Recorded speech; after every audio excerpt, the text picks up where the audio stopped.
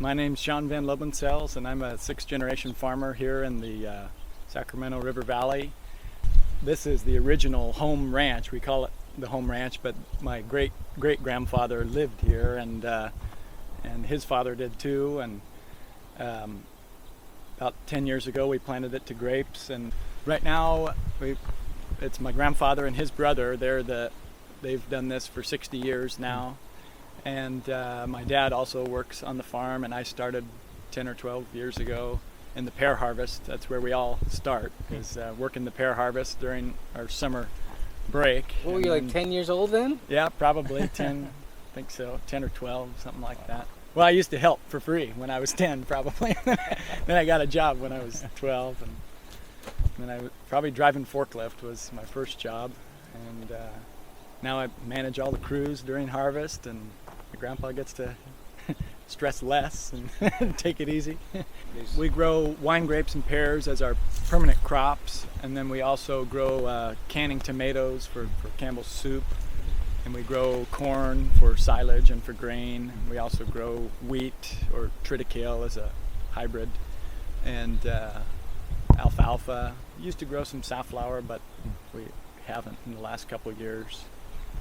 Yeah, there's a lot of history here. You know, you can look back. It hasn't always been wine grapes, but different crops have come and gone. And you know, there used to be sugar beets. That's what the sugar mill was. And we grew a lot. That was a co-op, and my grandfather and his brother were members until probably about 2000, 2001, and then I think NAFTA was passed. They started buying sugar somewhere else, and no more sugar beets here.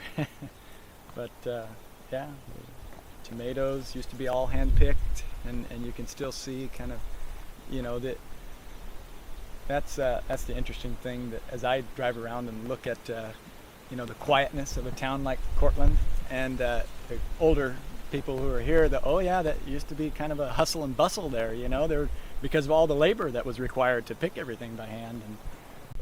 Why did your family pick Chardonnay?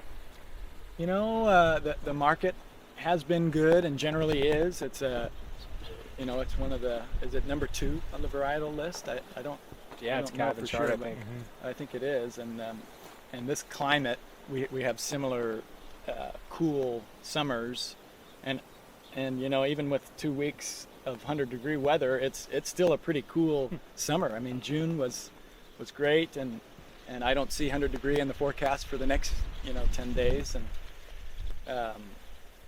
yeah, that was for a long time. It was North Coast wineries who were blending Delta fruit, Clarksburg fruit, with their, higher quality, similar quality fruit that they were able to produce there with a better climate. And but it's funny that it has a seat at the table and is used in blends, but it's perceived as lesser. It's perceived as lesser, but in terms of what we can produce, it's it's well matched for for that, which 3,000 a ton that it goes for a lot of times. At least, yeah. Yeah, on the North Coast. And that's what our project's about, right? Is shining a light on the potential for making premium wines out of a place that was perceived as more of, entry level. Yeah. When they started planting the grapes, they were getting $1,200 a ton in that blended product, and then some of those smaller wineries, mid-sized wineries, were bought up, and they wanted to, the buyers wanted to turn it into more of a commodity instead of what it used to be, and that's also what we've been working on, is don't commoditize us. We grow enough commodities with all the rest of the acreage, and we'd like this to stay as more of a high quality fruit that we produce and turn it into the product, and we think that's important. I grew up here my whole life, and I didn't go to school here until later. But when I was in school, we planted a vineyard on the next property over to the campus, and that was the school vineyard, and right next to the old sugar mill, which is now a cluster of wineries also. And I'm getting married there in November. Oh, you are? Yep. Sean needs an invite. He'll be my plus one. He's invited.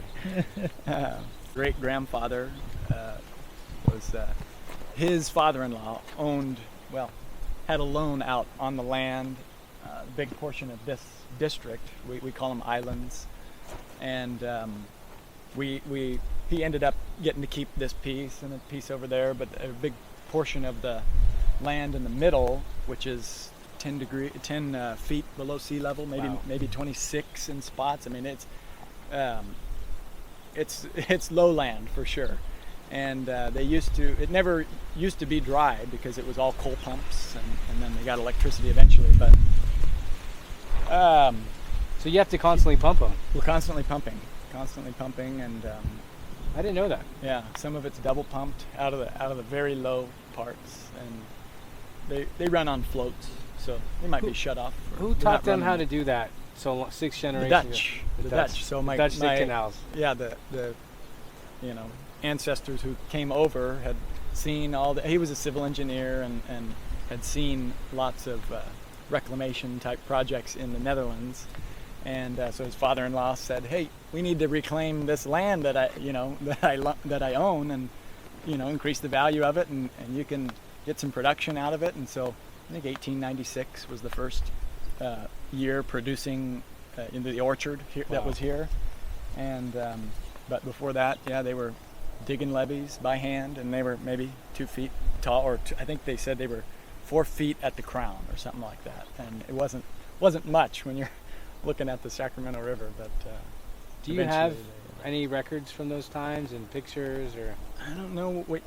I don't think we have very many pictures, but there was a picture. There was a barn by the house there, kind of straight down this row. It used to be there. And at one point at the Pear Fair, which is on Sunday, they have the Historical Society always puts up all the old pictures, and we were looking at it, and I said, "Oh, that's the there's that barn there that I've never seen because it burnt down 50 years ago." But they had the Thule smasher in front of it, and so they would just drive around smashing Thules with their, steam powered tractors or what is or a Thule whatever they had. smasher, Sean? Yeah, just as many wheels as you could get out there, I guess, and smash it all down so that you could run the old track layers. Because like I said, if it's underwater at least a good portion of the year, that's all that would want to grow was Thules, and so they would try to smash them, get rid of the Thules, and then turn it all over and get ready to farm it. That's pretty cool. Yeah.